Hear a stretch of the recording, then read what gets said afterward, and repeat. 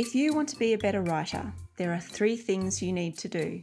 First, understand storytelling principles. Second, see how other writers have applied those principles. And then, thirdly, use those in your own work. Here on the Story Nerd podcast, our goal is to demystify story theory. We'll help you with the first 2 steps so that you can get started with the third. I'm Melanie Hill, writer, editor and poet, and I have a passion for middle grade and young adult stories, spy stories, fairy tales and master detective novels. And I'm Valerie Francis. I'm a writer and literary editor, and I focus on stories by, for, and about women. On today's episode, Valerie pitched Legally Blonde so that we can study the hero's gift expressed. This 2001 film was directed by Robert Luchtig from an original screenplay by Karen McCullough-Lutz and Kirsten Smith. And just a reminder that there will be spoilers because we can't talk about the movie without talking about the movie. Alrighty, why don't we start with a little discussion of genre, shall we? So, season 1 obviously was all about genre, but season 2, I'm going to talk about the hero's gift expressed, and Melanie is going to talk about Forces of Antagonism. Now, that said, we both decided it would be a good idea just to state off the top of each show what the genre of the film is that we're going to watch, because it's good practice for us, but it's also useful for you. One of the most common things that writers ask Melanie and me is for a list of stories that are examples of particular genres. Well, if we state the genre of the film we're about to watch, then we'll all build up a repertoire that we can refer back to when we need to. One thing to note, though, unless otherwise specified, we're going to follow the story grid concept of genre because we both find it very useful and very practical, and I'm all about that. Now, of course, the story grid method is based on the work of Robert McKee, Basim El-Wakil, and Norman Friedman. So at some point, if you want to, you can dive into those materials as well to help deepen your understanding. Now, there is a concept that did not come up in season 1 that I just want to mention briefly here. Everything in story exists in a hierarchy, and that includes genre. So it's not unusual for a story to have a primary genre, which is the genre of the whole global story, and a secondary genre. Typically, one of them will relate to the change that's happening within the protagonist, and the other refers to the change that's happening in the outside world. So, in my opinion, the genre for Legally Blonde is the primary genre is a performance business story, and the secondary genre is a status sentimental, although because this is a classical arc plot or heroic journey structure, there's an obvious worldview maturation element to it because that's baked in to the arc plot structure. So, Valerie, that's really interesting that you picked performance as the global genre. Can you let me know what it is why did you choose that one particularly for the global? Well, I gave some thought to the global genre of this, and Elle's objects of desire shift a little bit as the story goes on, but the whole film builds up to the climactic point of Elle in the courtroom defending her client, and she's a first-year law student. So although the story starts with her wanting to get married and wanting Warner to propose to her, it shifts to her wanting to become a great lawyer. And that's what the climactic action is all about. And that's where we see Elle end at the end. She becomes a great lawyer. So I thought it was performance business. And of course, a great pairing with performance is status. And I do see it as status because status is sort of a funny genre because externally it can be rising in rank somehow. Now, Elle starts out as a very wealthy young woman, so she's not rising in rank financially. But if you think about how she comes into Harvard Law School, she's a bit of a joke to everybody. Like, no one takes her seriously. She's, way down on the bottom rung. But she finishes as the valedictorian. So within that ecosystem of Harvard Law, she has risen in status. So that's how I came up with that. That's really interesting because, I was looking at this as well, and there were parts of it, particularly towards the end, where you could almost put in a bit of a crime genre as well, which fitted into the legal world that Elle is going through, because the ultimate thing that happens is in the court case is they find out who done it. So I find it really interesting sometimes that there's an interplay between genres, but at some point I think what we're saying to everybody is that you have to pick one and you have to stick with it. So no, I think it's really good to explore that, and thanks for expanding on why you chose performance. Yeah, it is neat. There's often elements, but like you said, you got to pick one. Okay, so my topic for season 2 is the hero's gift expressed. And as I mentioned in the last episode, the hero's gift is one of those storytelling tricks that very few people understand or talk about. At least I don't see it mentioned in very many craft books or on writerly types of platforms. But it's a key element in making the ending of your story work. It's not the only one. There's a couple of things, but this is certainly one of the biggies. So, what is it?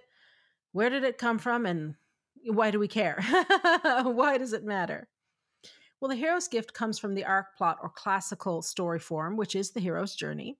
And in its most basic form, the gift is something that the protagonist does particularly well. We get a glimpse of it at the beginning of the story typically, and then it comes back around again at the end of the story.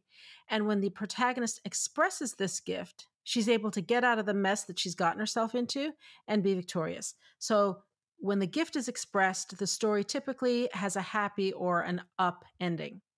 And typically, if the protagonist does not express the gift, then the end of the story is sad or it's a down ending. Now, this is obviously a general rule of thumb, and I'm sure there are plenty of exceptions, but we have to start somewhere when we're studying this or any storytelling principle. And honestly, it's easiest to start with the principle in its quote unquote purest form or original form or most basic form. We got to start somewhere, so why not here?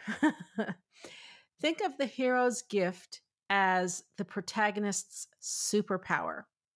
Now, it takes a bit of practice to identify this in a film or a novel, but just like riding a bike, once you got it, you got it. And right now, as you're listening to this podcast, you might not have any idea what your own protagonist's gift is, and that's fine. But start giving it a little bit of thought. And once you've started to recognize the hero's gift in movies that you watch or the books that you read, it'll be a little easier to identify your own character's gift. And if you haven't yet given him or her one, start thinking about what it could be and how it could help your story. So, why does all this matter? Well, it matters because toward the end of the second act of your story, assuming a 3-act structure, your protagonist is going to hit what's called an all is lost moment, which is also called the dark night of the soul. They're going to be as far from their goal as possible. And if you've done your job properly, your reader won't have any idea how the character is going to get out of that hole that they've gotten themselves into. The reader will not be able to see how it's possible for your character to achieve their goal and triumph. It matters also because the hero's gift is a key ingredient to crafting the ending of your story, and it's going to get your readers excited. When people finish the story on a high note, they're going to tell your friends about it. They're going to recommend your book, or they're going to buy your book as a gift. Melanie, what do you think about the concept of the hero's gift expressed? Well, I'm a big fan of the hero's gift expressed because I think it actually anchors the protagonist, and I think it can stop magical character arcs from occurring. And what do I mean by that? Well, I think it's where the hero changes so much that they become unrecognizable by the end of the story, or they do something that is completely out of character in response to the climactic crisis. The hero's gift is with the hero throughout the whole story, and it shows, I think, the potential that already exists in the hero in the beginning, and then you get to see it fully realised, as you mentioned, by the end of the story. Ever since you and I discussed this concept a few years ago, I see it used very effectively in some stories. And a very obvious example of the hero's gift, I think, is in Top Gun, where, Maverick's gift is being a maverick. But what Pete Mitchell actually learns is that there are times and places to let Mav out of the bag, so to speak. But I also was thinking about this in relation to Three Billboards Outside Ebbing, Missouri, and I actually think the character of Jason doesn't have a hero's gift. And so what happens is that the magical character arc happens where he is a completely different person at the end compared to where he is at the beginning, and there's no anchor point. So I do see that this is something very helpful for writers to pick about their main character, and then also guide them through the story and give them a tool at the end to actually find a resolution. So I'm very excited to see what you discover and put forward about the Hero's Gift Express this season. All righty. Now, before we get into it, I just want to give a word about studying modern films. Now, obviously, we're studying films here on the podcast, and that's because all stories, regardless of the medium, use the same general principles. Also, because we can actually watch and analyze a film per week, and there is just no way we'd be able to to read and analyze a book every week. And even if we did, there's no way that you would be able to read and analyze a book every week and keep up with us. But films and novels are obviously not the same thing. So it's not an apples to apples comparison. For novelists, the only thing that we have to work with are words on a page and our reader's imagination. We've got 26 characters and a handful of punctuation. That's it. So it means that our stories have got to be rock solid because there is nowhere for us to hide. Nowhere. If we don't know what we're doing, it shows really fast. Movies have access to soundtracks, costume designers, cinematographers, actors, not to mention CGI. I tend to refer to all these things as spectacle. And I don't mean that in a derogatory way. But as novelists, when we study movies, we have to be aware that sometimes, as we saw last season, the spectacle of movies eclipses the storytelling. As an audience member watching a film for 2 hours, we're so caught up in the spectacle that we don't even notice that there's not much of a story. And a great example of this is, again, Top Gun Maverick. I wonder how often this is going to come up, Melanie. We keep mentioning this movie. There is very little story in that film, but holy cow, those flying scenes are just awesome. And, my daughter informs me that the shirtless Miles Teller scene is also pretty rock solid. That's all she's been talking about. So Rogue One and Dune are similar. We saw that last season. And a lot of the Marvel movies fall into that category as well, but not all of them, not by any stretch of the imagination.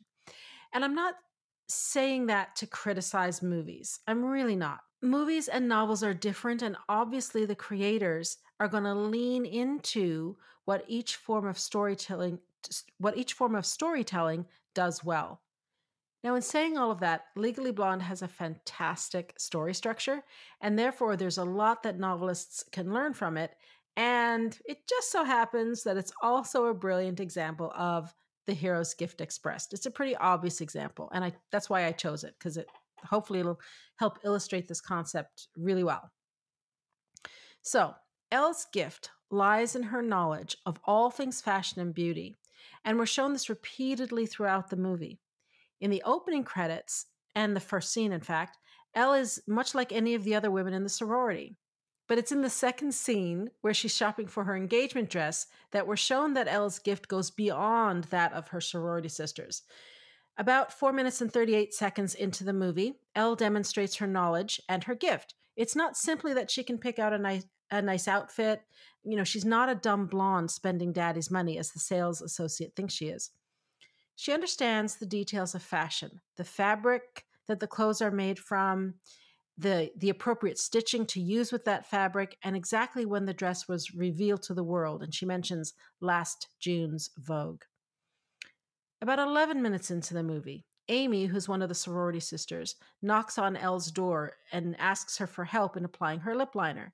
Now, there's a whole house of beautiful women all of whom could easily show Amy how to apply lip liner. But it's Elle's advice that she seeks. Why is this important? Because it shows that Elle's gift is recognized by those in her ordinary world. Now, at about 13 minutes, 50 seconds, all the way to about 18 minutes, 20 seconds, here's what we learn. This is all about Elle's gift, okay?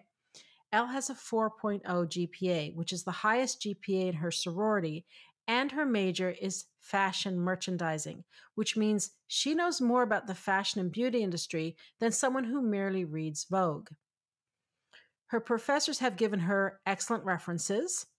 That's not explicitly on the screen, but we know it happens because it's a requirement to get into Harvard, and she gets into Harvard. She's president of her sorority.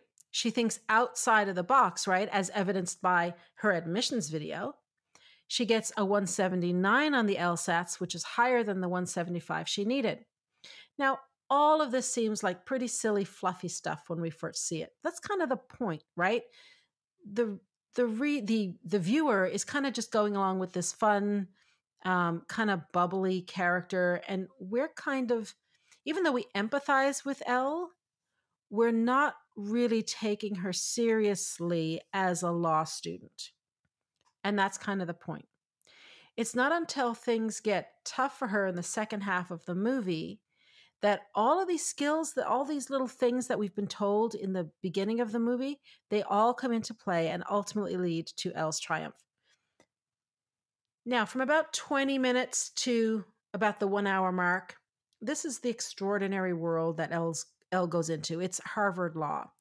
And it's definitely not a place where her gift is a common skill.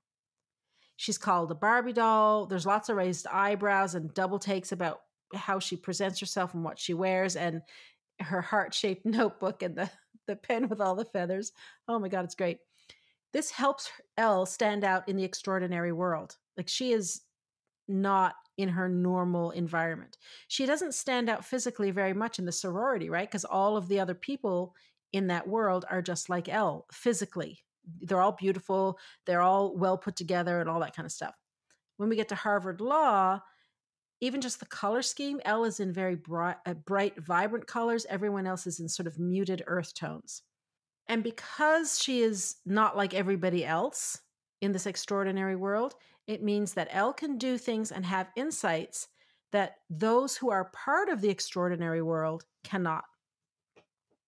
So in the last half an hour or so of the movie, we see that Elle's gift is able to help her be a better lawyer. She gets Brooke's trust. This is the client who won't trust the very expensive lawyer she has. She trusts Elle because they're sorority sisters.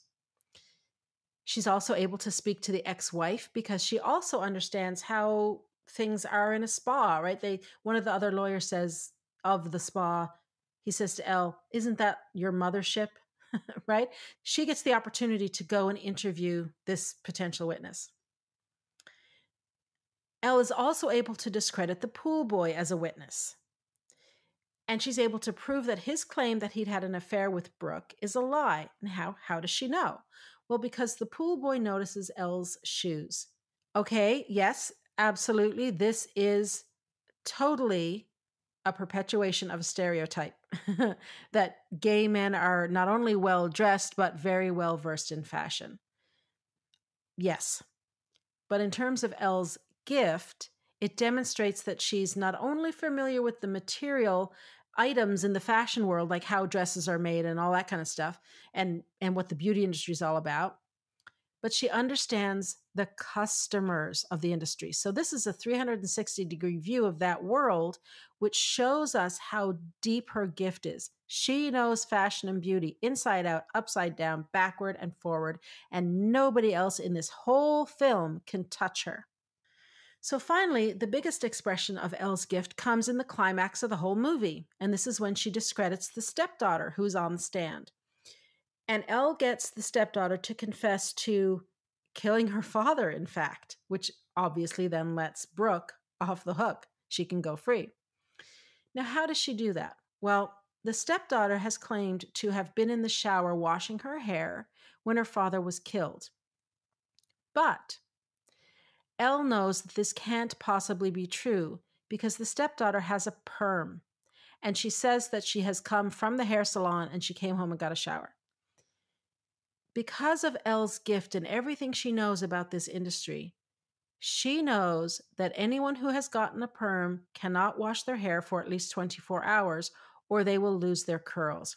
And the stepdaughter is sitting there in the witness box with big bouncy curls. There's a lot of curls. The perm clearly held. So that discredits the stepdaughter. She not only did she get caught for telling a lie because she wasn't in the shower washing her hair, but it tricks her into confessing to the murder. So there you go. That's a sort of a whistle-stop tour of what the hero's gift is and how it is used and expressed in Legally Blonde. And as we go through the rest of the episodes this semester, or this season rather, I'll start doing this to all of the other movies so that you can see all of the different manifestations of the hero's gift and how it's expressed and how other writers have incorporated this storytelling principle into their work. Melanie. So I just want to say that Elle was spot on with her knowledge of perm technology, because I have had perms a long time ago where I didn't listen to the hairdresser's advice and I washed my hair and it didn't work out very well. But it was a very interesting and you're right. I think it was an excellent example of the hero's gift expressed. So this season, I'm studying Forces of Antagonism because it's the conflict between the protagonist and the force or forces of antagonism that drive a story forward and make a reader want to read on. The strength of a story is determined by the forces of antagonism because the protagonist can only be as strong as the forces of antagonism push her to be. If a story's force of antagonism is weak, then the story will also be weak. Now, I'm not recommending we throw everything at the protagonist. The forces of antagonism also need to be appropriate for the type of story that's being told.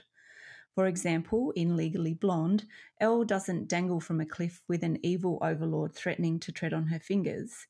She has other forces of antagonism.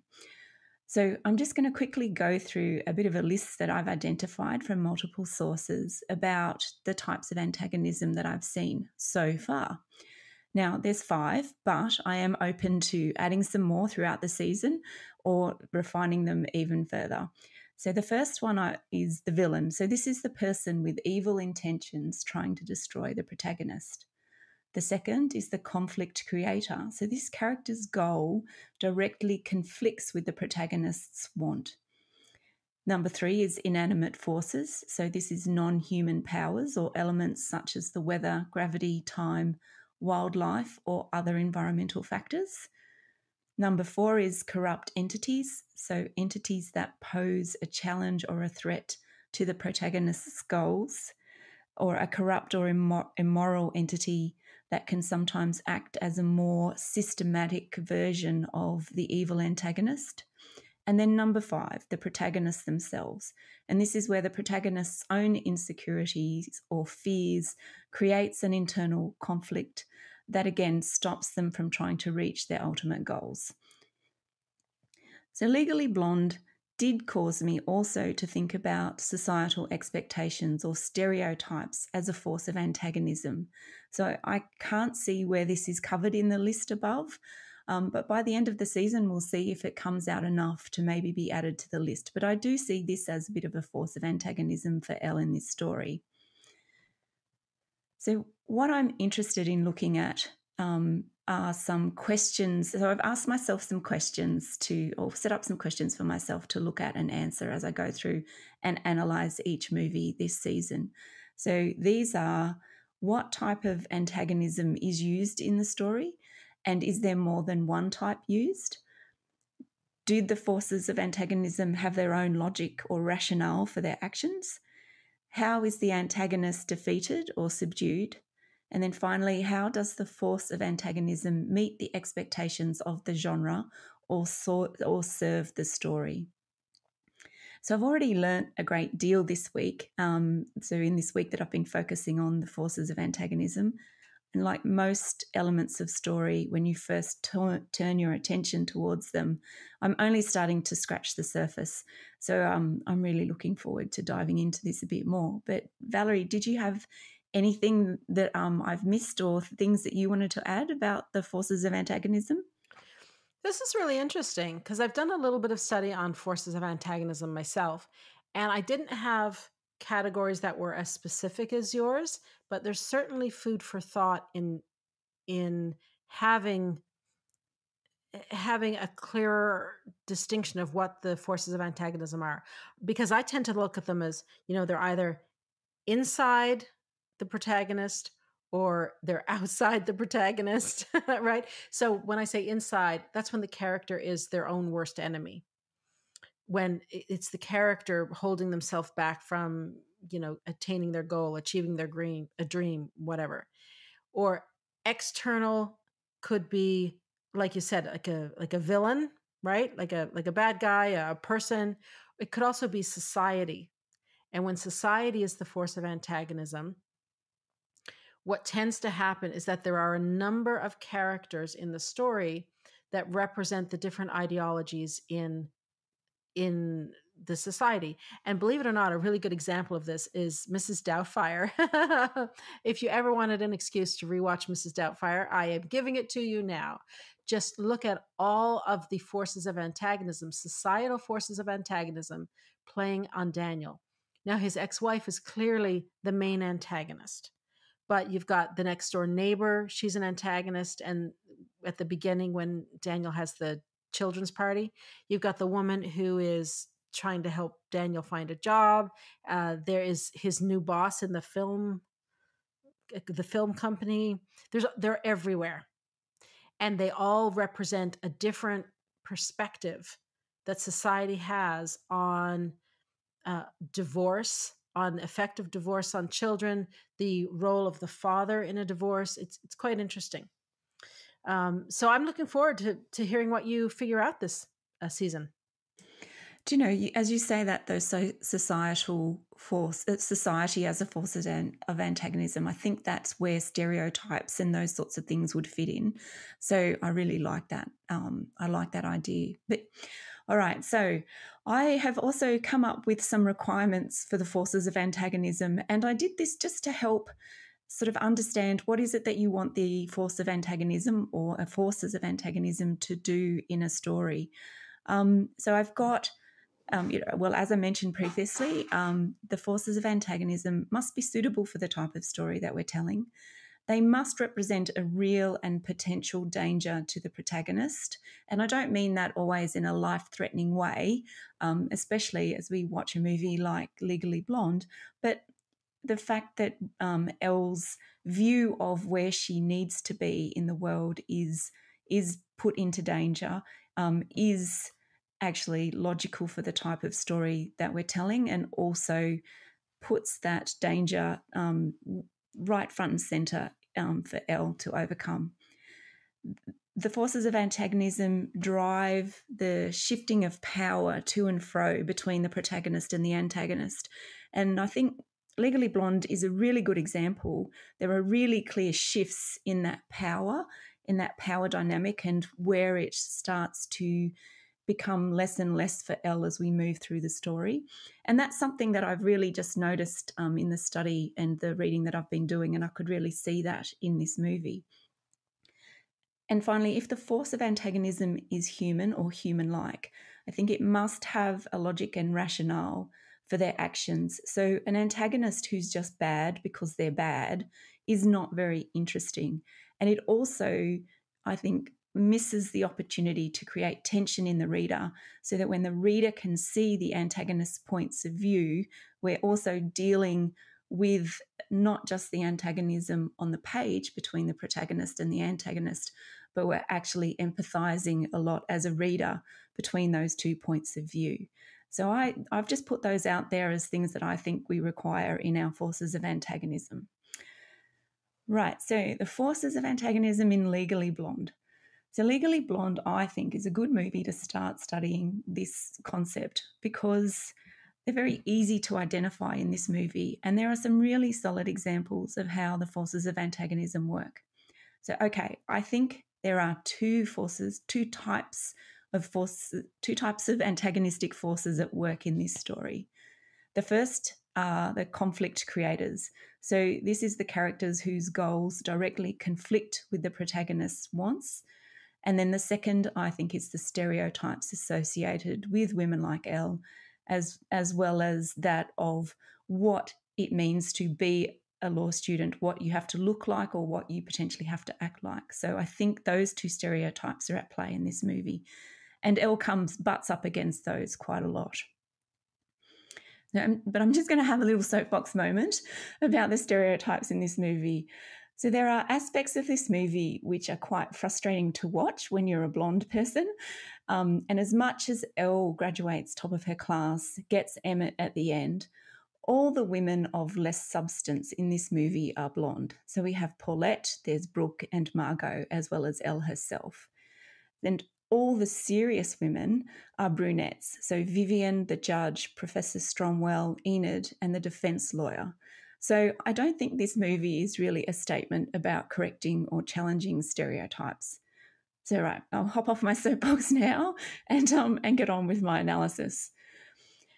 So an interesting aspect of the conflict creators as forces of antagonism, I think, is that they can be either negative or positive. And the negative conflict creators put obstacles in the way of the protagonist to keep them where they are. So here we see these types of antagonists get in the way of Elle's want in the movie, which is to get her man back by becoming the very thing she believes he wants her to be. So here are some examples, or here are who I have identified as these negative conflict creators. So there's Warner, because he breaks up with Elle so that he can marry the right person to further his career. And he also tells Elle further in the movie that she's not smart enough to do law at Harvard. There's the academic requirements of going to law. They are obstacles and they are things that Elle must overcome, as well as the professors. So Professor Stromwell is very much set up to have high expectations about the type of pre-reading or assignments that she wants her students to have, and she embarrasses Elle in front of the rest of her class. Professor Callahan and his intern program are things that Elle must strive to achieve, especially when there are only 4 people who will be selected for that program. And he also has a proposition for her about the summer associate role once she gets into that intern program. And I won't say too much more about that because I think his behaviour is pretty self-evident and it's very predictable. But again, it's a big force of antagonism for Elle, and I think it forces her to confront the very real problems that she's facing. And there's also Brooke Wyndham's court case. It's not Brooke herself, but the actual court case is something that Elle has to adapt and overcome to. And there's Vivian Kensington, who's Warner's fiancée. So she's everything that Elle isn't.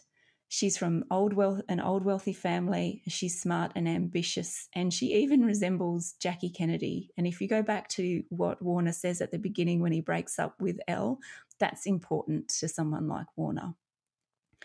Now, there are expectations about blondes and their intelligence, and also the type of people who study law, and that's comes out in a way where Elle is socially excluded because they are studying law is a smart people thing. And I think it's Vivian that says that to Elle in the library. So, and Elle has never really faced exclusion or being unpopular or not belonging. And we really get to see that contrast from the beginning of the movie in her sorority house and then once she moves into the law school. And Elle also poses herself, she also is an obstacle to herself. So her internal conflict is between her want, which is marrying Warner, and then her need, which is to accomplish academic success and be more than somebody's wife. So but there are positive forces of antagonism in this movie, and there are positive conflict creators who challenge and encourage Elle to be better and to not give up, especially when Elle wants to go home or when she's regretting her decisions to go to Harvard. So Paulette is one of those positive conflict creators. So she pretty much puts it out there to Elle that she'll help her. She needs to go and get Warner back. And there's Brooke. So Brooke pushes Elle to prove that she is not guilty of murdering her husband. So Brooke tells Elle her alibi as well because she trusts her, but in the same time, she sets that up as an obstacle for Elle because Elle lets everybody know that she knows the alibi, but she can't tell anybody. So the whole team then has to work harder to try and get Brooke off the charges that she's facing. And also Brooke, when she sacks Professor Callahan and engages Elle as her lawyer, has really put Elle in front and center in this legal case, and Elle has to stretch and extend to be able to win the case and, like Valerie said, use her gifts to be able to get Brooke off.